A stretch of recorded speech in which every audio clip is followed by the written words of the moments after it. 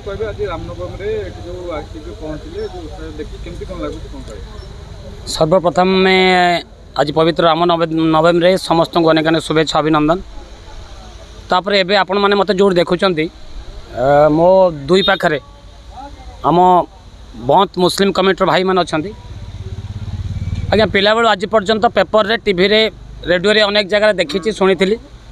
वास्तव रे आज हूँ मो जीवन प्रथम अनुभूति जे मो आज बहुत मुस्लिम कम्युनिटी भाई मान संगे अच्छी जो भाई माने आज दिन जहाँ टेम्परेचर अच्छी किसी ना 40-44 टेम्परेचर आज्ञा थी।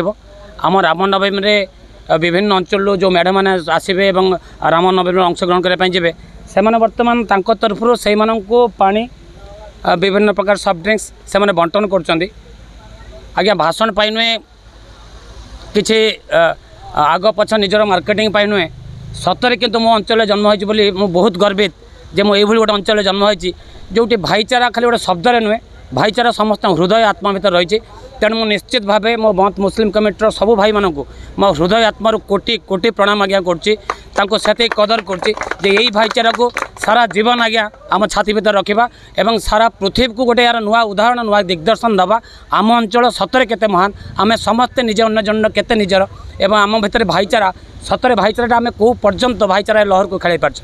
समस्त अनेक अनेक धन्यवाद आज्ञा छाती छाती खुशी नहीं जाऊँगी।